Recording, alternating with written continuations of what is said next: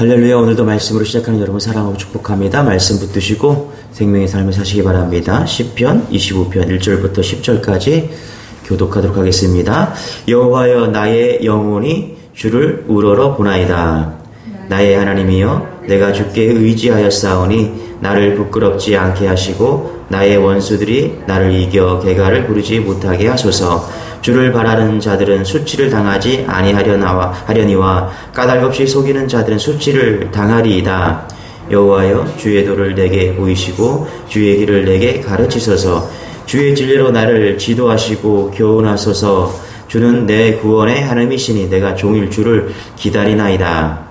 여호와여, 주의 긍휼하심과 인자하심이 영원부터 있사오니 주여 이것들을 기억하옵소서. 여호와여, 내 젊은 시절의 죄와 허물을 기억하지 마시고 주의 인자하심을 따라 주께서 나를 기억하시되 주의 선하심으로 하옵소서. 여호와는 선하시고 정직하시니 그러므로 그의 도로 죄인들을 교훈하시리이도다. 온유한 자를 정의로 지도하시며 온유한 자에게 그의 도를 가르치시로다. 여호와의 모든 일은 그의 증거를 지키는 자에게 인자와 진리로다. 아멘. 요 근래 삼겹살을 사러 갔는데 삼겹살 2근에 칼질을 해서 주셨습니다. 그래서 제가 물어봤어요. 왜 삼겹살에 칼질을 이렇게 합니까? 라고 물어보니까 삼겹살에 칼질을 하면은 부드러워진다라고 이야기를 했습니다. 딱딱한 삼겹살도 칼질해서 숙성까지 하면 부드러워진다라고 이야기를 하더라고요. 하나님이 우리 인생의 고난으로 칼질하면요, 어떤 인생이라도 부드러워질 수 있습니다. 숙성될 수 있습니다. 자신은 고난이나 환난이라고 부르지만은 실상은 하나님께서 부드럽게 하시기 위해서 쓰시는 방법이라는 것입니다. 고난의 칼질 이후에 흡수가 빨라지고 잘 배웁니다. 맛이 깊어지는 것이죠. 그래서 칼질 당한다고 그 자리를 떠나지 않고 버티면 나중에 그게 복인 줄 알게 되는 것입니다. 여러분, 성경에 볼 때 인생에서 칼질을 가장 많이 경험한 사람이 누구이죠? 요셉입니다. 모세고 다윗입니다.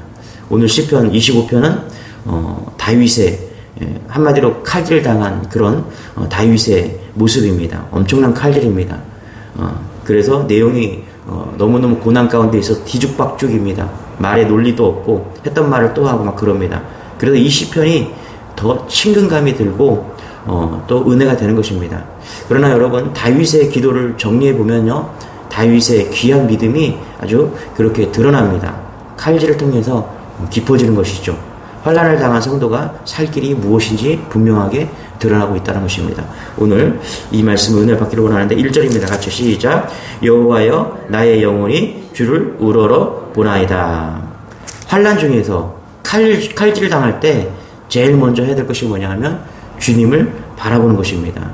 여러분, 고난이 올 때 이 고난을 어떻게 극복할 것인가, 그거 생각하게 되죠. 그럴 때 조심해야 될 것이 뭐냐 하면 하나님 외에 다른 것들을 도움받을 줄 알고 그 두 마음을 품고 움직일 때 대다수의 사람들이 그렇게 움직입니다.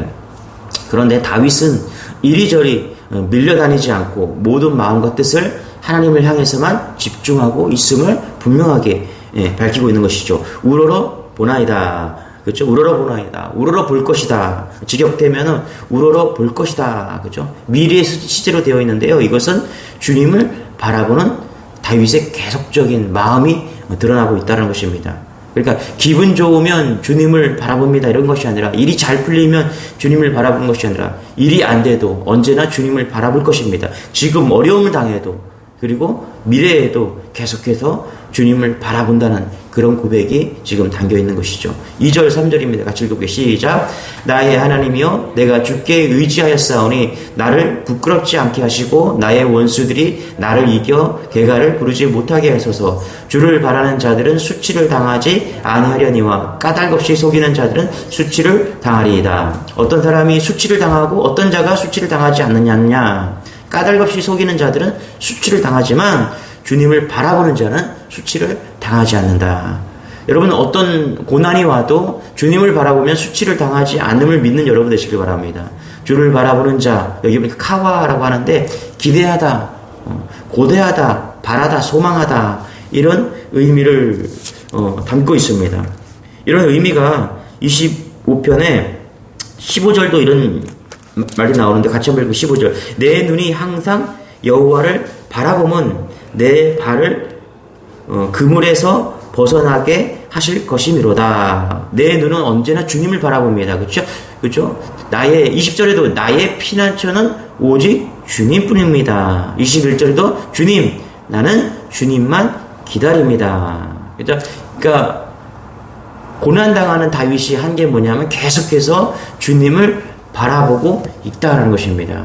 여러분 환난 가운데 고난 가운데 속지 말아야 되는 것은 눈으로 보면 하나님은 어디에도 안 계신 것처럼 보일 수 있다는 것입니다. 그러나 믿음으로는 하나님은 분명히 계심을 볼 수 있다는 사실을 여러분 잊지 마시기 바랍니다. 그래서 고난 가운데 환난은 이기는 길은 뭐냐면 믿음에 작동되는 것입니다. 욥기도 보면요 1장 20절 보면은 욥은 하나님이 계시다면 도저히 일어날 수 없는 재앙을 거듭당하면서도 이렇게 이야기를 합니다. 머리를 땅에 대고 엎드려 경배하면서 모태에서 빈손으로 태어났으니 죽을 때에도 빈손으로 돌아갈 것입니다. 주신 분도 주님이시여 가져가신 분도 주님이시니 주님의 이름을 찬양할 뿐입니다. 욥이 고난당할 때 뭐 했어요? 계속해서 주님을 바라봤다는 것입니다. 여러분 이렇게 주님을 바라보면 하나님께서는 수치를 당하지 않게 이끌어 주심을 믿는 여러분 되시길 바랍니다. 그래서 계속해서 고난이 와도 고난 가운데 있을 때 환난이 와도 해야 될 것은 주님을 바라보는 것입니다. 그러면 반드시 수치를 당하지 않고 영광을 드러낸다는 것입니다. 우리 4절 5절입니다. 같이 한번 읽어볼게요. 시작. 여호와여 주의 도를 내게 보이시고 주의 길을 내게 가르치소서. 주의 진리로 나를 지도하시고 교훈하소서. 주는 내 구원의 하나님이시니 내가 종일 주를 기다리나이다. 그렇죠? 주님을 바라보면서 주님이 길을 가르쳐 주십니다. 그러니까 주님을 바라보면 주님께서 길을 가르쳐 준다. 이렇게 이야기하고 있는 것이죠. 여러분 하나님은 환난 가운데서도 분명히 길을 내시는 분이십니다. 어떠한 환난이 와도 어떤 고난이 와도 여러분 반드시 하나님은 길을 내십니다. 여기 보면 4절에 뭐라고 그래요? 주의 길을 내게 가르치소서. 길을 내달라는 것이죠. 고난이 찾아왔을 때 다 사방이 다 막혀 그런 가운데서도 뭐라고요? 길을 내달라고 다윗은 기도하고 있는 것입니다.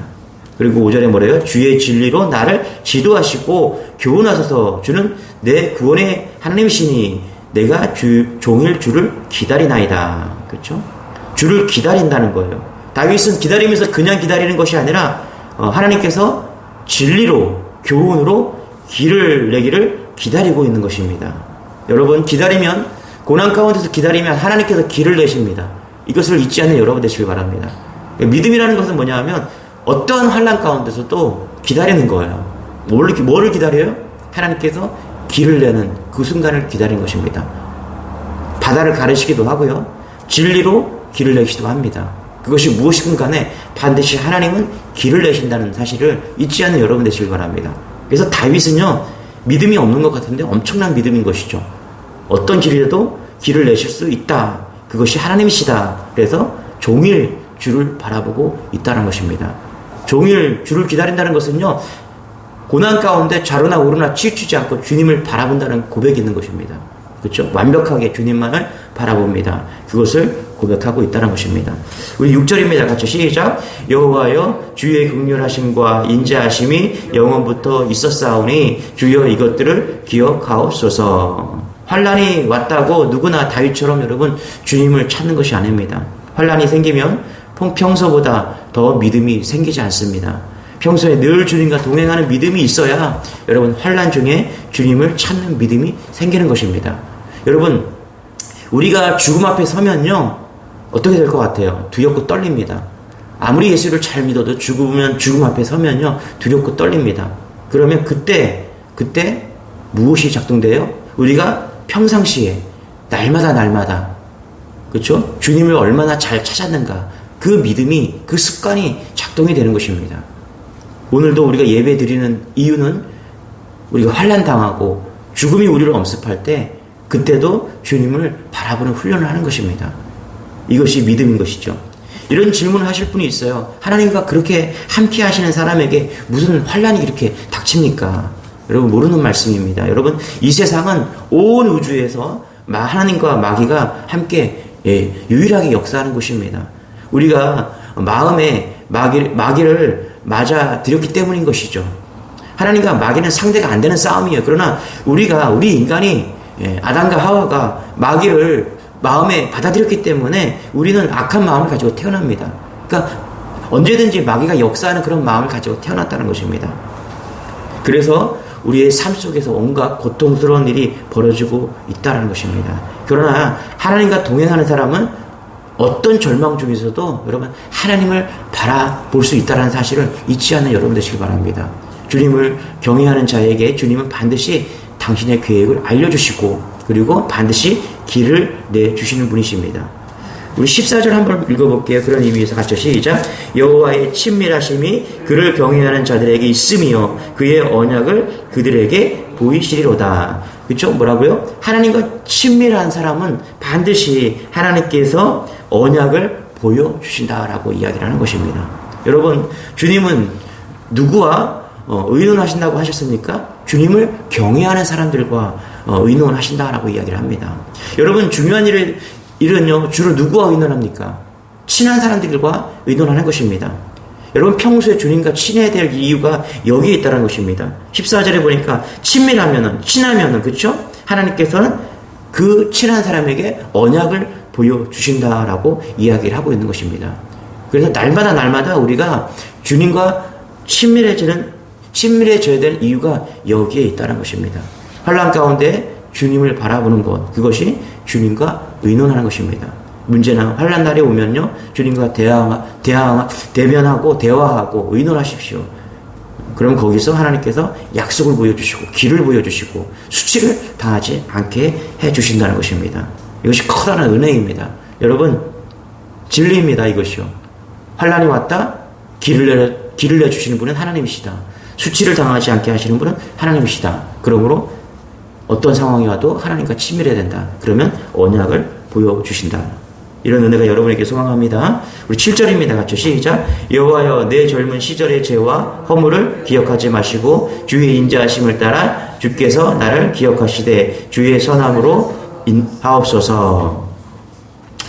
성도는 환난을 당하면요, 즉시 자신을 살펴야 함을 다윗을 통해서 알 수 있는 것이죠. 왜 환난이 당하면 왜 나 자신을 살펴야 됩니까? 그것이 사는 길이기 때문에 그렇다는 것입니다. 다윗은요, 하나님의 긍휼하심과 인자하심을 근거로 젊은 시절의 죄와 허물을 기억하지 말아달라라고 지금 기억하고 있는 것입니다. 그렇다면 이 시편, 젊은 시절이 아닌 나이가 들어서 지은 시편이겠죠. 그렇죠? 다윗의 젊은 시절 그 죄와 허물이 무엇이었습니까? 대표적인 죄가 바로 우리아의 아내 밧세바와 정을 통한 그런 일입니다. 다윗은 자신의 죄를 덮기 위해서 충성스러웠던 그런 부하였던 우리아를 최전방에 보내서 죽게 만든 그 죄를 서슴지 않고 저질렀습니다. 자, 다윗은요, 젊은 시절 그 저질렀던 이런 죄악과 허물을 기억하지 마시고 인자하심을 따라 기억하시되 선하심으로 해달라고 구하고 있는 것입니다. 왜 우리는 날마다 십자가 앞에 나가야 될까요, 여러분? 날마다 죄를 짓고 살기 때문에 그렇다는 것입니다. 여러분, 나이 들면 죄 안 지을 것 같죠? 죄를 더 짓습니다. 여러분, 자기는 몰라요. 자기는 사람들한테 어떤 버릇으로, 어떤 습관으로 사람들에게 상처를 주고 죄를 범하는지 잘 몰라요. 그래서 자기는 자기 고집대로 살아가거든요. 그러나 여러분 한번 생각해 보세요. 나이 들면 정말 죄를 안 짓는가? 죄 더 짓습니다. 인간은 하루하루를 살아봐야 사실 죄만 늘어갑니다. 그게 인간이에요. 그래서 하나님이 당신이 죽는 것 외에는 방법이 없으셨습니다. 그래서 십자가 날마다 붙들어야 된다는 것입니다. 십자가 외에는 길이 없었기 때문에 십자가에 죽으신 것입니다. 그래서 우리가 해야 될 일은 뭐냐면 날마다 십자가 앞에 꼬꾸라지는 것입니다. 십자가를 붙드는 것입니다. 그것이 은혜고 그게 진리라는 것입니다. 죄를 이길 수 있는 길은요, 우리가 깨끗하게 사는 게 아니에요, 여러분. 날마다 깨끗하게 살기 위해서 노력하는 것이 아닙니다. 죄를 이길 수 있는 유일한 길은 십자가를 붙드는 것입니다. 이것이 죄를 이길 수 있는 우리의 유일한 방법입니다. 다윗은 그거 알았다는 거예요. 고난이 찾아오면 반드시 나의 죄가 무엇인가 돌아봤을 때 십자가를 붙드는 것이죠. 그러면 깨끗해진다는 것입니다. 우리 학교 다닐 때, 우리 어렸을 때 연필로 쓰면은 틀리죠. 그러면 지우면 되죠. 그러나 대학생이 되면요, 볼펜으로 쓰기 시작합니다. 성인이 되면 볼펜으로 쓰는 거예요. 여러분, 성인 되면 이제 안 지워지거든요. 덮을 수는 있죠. 수정액이나 이런 걸로 덮을 수는 있어요. 그러나 이제 볼펜으로 쓰기 때문에 지워지지가 않습니다. 성인이 되어서 쓰는 것은요, 지울 수 있는 게 아니라 책임을 지는 것입니다. 만년필로 사인을 한다는 것은 절대로 지워지지 않는 것입니다. 덮을 수가 없는 거예요. 책임지는 것입니다. 만약 지우면 이것은 사기인 것이죠, 여러분. 그런데 다 지울 수 없지만 지울 수 있는 길이 있다. 그것은 뭐냐면 십자가다라는 것입니다. 십자가 은혜로 지울 수 있고 덮을 수 있다는 것입니다. 이게 삶에서 나타나는 우리의 모습이라는 것입니다. 그래서 예수님께서 죽으신 것이죠. 여러분, 우리의 죄를 지울 수 있고 덮을 수 있는 유일한 길은 사실 없어요. 그런데 예수님께서 그 길을 만들어 주셨습니다. 어떤 수치 가운데서도 우리를 건져내실 그 십자가, 그분이 예수님께서 길을 내주셨다는 것입니다. 여러분, 예수 그리스도를 온전히 믿는 여러분 되시길 축원합니다. 우리 8절입니다. 같이요. 시작. 여호와는 선하시고 정직하시니 그러므로 그의 도로 죄인들을 교훈하시리로다. 환난을 당할 때 환난을 이기는 길은 뭐예요? 순종하는 길이다 라고 이야기를 하고 있습니다. 회개도 좋죠. 회개도 좋고, 그런데 순종도 좋은 것입니다. 왜 순종해야 됩니까, 여러분? 진짜 순종은 고민이 없어요. 고민하면 순종이 아닙니다, 여러분. 진짜 순종은 염려하지 않고요. 진짜 순종은 두려워하지 않는 것입니다. 여러분, 예를 들어서 뭐 이런 거죠. 약한 다윗이 강한 골리앗을 물리쳤어요. 이게 다윗과 골리앗 싸움의 구도인데 이상해요. 왜냐하면 다윗은 괴력의 사람이 아니라 연약한 존재이기 때문에 그래요. 되게 이상하죠. 다윗이 어떻게 골리앗을 이깁니까? 다윗이 골리앗을 이기려면 능력이 필요합니다. 그런데 다윗이 골리앗을 이기는 길은 성경에 보면 순종이었다라고 이야기를 합니다. 순종. 그런데 많은 사람들이요, 다윗에게 능력이 필요한 줄 알아요. 괴력이 필요한 줄 압니다. 아니죠. 다윗이 골리앗을 있었던 것은 믿음에 대한 순종입니다. 하나님이 그냥 가라고 하면 가는 겁니다. 그러면 문제가 해결되는 것입니다. 여러분, 너무 힘들게 사지 마시기 바랍니다. 괜히 분석하고 뭐 이해하려고 하고 막 그렇게 하지 마세요. 분석하고 이해해봐야 우울증 오고요, 스트레스 받고 그런 겁니다. 이해하려 말고 찬송하는 법을 배우시기 바랍니다. 이해하지 말고요, 기도하는 법을 배우시기 바랍니다. 이해하지 말고 순종하는 법을 배우시기 바랍니다. 이해하고 뭐 이렇게 되지 않아요, 여러분. 하나님 것을 어떻게 우리가 다 이해합니까? 그냥 순종하는 거예요, 순종하고. 그러면 인생은 심플해지고요, 간단해지고요, 대단히 잘 살게 되는 거예요. 머리 아프거든요. 이해하려고 하고 막 분석하려고 머리 아파요. 예? 이 안 되는 머리로. 우리가 하나님의 것을 다 이해할 수 없습니다. 다 분석할 수가 없어요. 그럼 뭐 해야 돼요? 그냥 순종하는 겁니다. 예. 십자가를 어떻게 이해해요, 여러분? 십자가를 어떻게 이해됩니까, 여러분? 내가 사인한 거를 어떻게 지울 수가 있고 덮을 수가 있습니까? 안 지워지잖아요. 안 지워지는 거잖아요. 그런데 십자가는 지울 수 있다라고 이야기하는 겁니다. 어떻게 우리 죄를 지웁니까? 그런데 십자가는 가능하다고 이야기하는 거예요. 이해하려고 치면요, 십자가는 절대 이해 안 됩니까? 어떻게 예수님이 나를 위해서 죽습니까? 이게 어떻게 이해가 돼요? 여러분은 누군가를 위해 죽을 수 있습니까? 이해가 안 되잖아요. 근데 죽으셨어요. 내 자녀라면은 죽을 수 있거든요. 한 번쯤은 생각할 수 있거든요. 근데 어떻게 내 자녀가 아닌데 내가 죽을 수가 있어요. 이해가 안 되는데 예수님은 죽으셨다는 거예요. 그래서 뭐가 필요해요? 순종이 필요한 겁니다. 믿음은 순종입니다, 여러분. 고난이 찾아왔을 때 오늘 25편 되게 심플하죠. 길이 있어요.